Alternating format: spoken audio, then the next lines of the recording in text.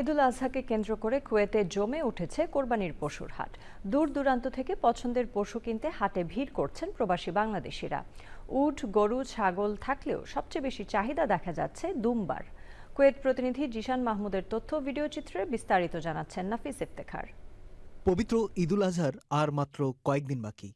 এর মধ্যে মধ্যপ্রাচ্যের দেশ কুয়েতে জমে উঠেছে কোরবানির পশুর হাট। কুয়েতি নাগরিকদের পাশাপাশি বিভিন্ন দেশের প্রবাসীদের মাঝেও দেখা গেছে পশু কেনার ব্যাপক উৎসাহ। কেউ কিনছেন দুম্বা, কেউ গরু, আবার কেউ বেছে নিচ্ছেন উট। তবে সবকিছুর মধ্যে সবচেয়ে বেশি চাহিদা দেখা যাচ্ছে দুম্বার। কুয়েতের সরকারি কয়েকটি জায়গায় পশুর হাট মিললেও সেফদি এলাকা তার মধ্যে অন্যতম। দূর দূরান্ত থেকে প্রবাসীরা ছুটে আসেন এই স্থান থেকে কোরবানির পশু নিতে। আর সব দেশের মানুষ আসে এখানে, আর বিশেষ করে বাংলাদেশের মানুষ আইলে এখানে একটু ডিসকাউন্ট আছে। আমরা কোরবানি দেওয়ার জন্যে তো এই জায়গায় দুম্বা, গরু, উট সবই পাওয়া যায় এই জায়গায়। এখানে পাওয়া যাচ্ছে Saudi, Iran, Jordan, Australia, Somalia সহ বিশ্বের বিভিন্ন দেশ থেকে আসা দুম্বা এবং গরু।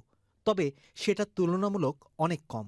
এখানকার পশুগুলোর মালিক কুয়েতি হলেও যারা দেখাশোনা করেন তাদের বেশিরভাগই বাংলাদেশি। অন্যান্য বারের তুলনায় এবার কোরবানির পশুর দাম কিছুটা বেশি বলছেন ক্রেতারা। আমরা এখানে বিশেষ করে আসছি কোরবানির ঈদ আসছে, ঈদুল আজহা, তো ফ্যামিলি নিয়ে আসছি। এই যে আমার ফ্যামিলি, এই ভাইয়ের ফ্যামিলি, আমরা দুজন একসাথে আসছি। বাংলাদেশের মতো যেখানে সেখানে পশু রাখার অনুমতি নেই কুয়েতে, তাই সবাই চেষ্টা করেন ঈদের আগের দিন বিকেলে কিংবা ঈদের দিন সকালে পশু নিয়ে যেতে। অনেকে আবার ৪-৫ দিন আগে কিনলেও খামারে রেখে যান। প্রবাসীরা পরিবার ছাড়া কোরবানি করলেও অনেকে বন্ধু, সহকর্মী, আত্মীয়স্বজন কিংবা রুমমেটদের নিয়ে পশু জবাই করে থাকেন ঈদের দিন। নাফিস ইফতেখার, চ্যানেল আই।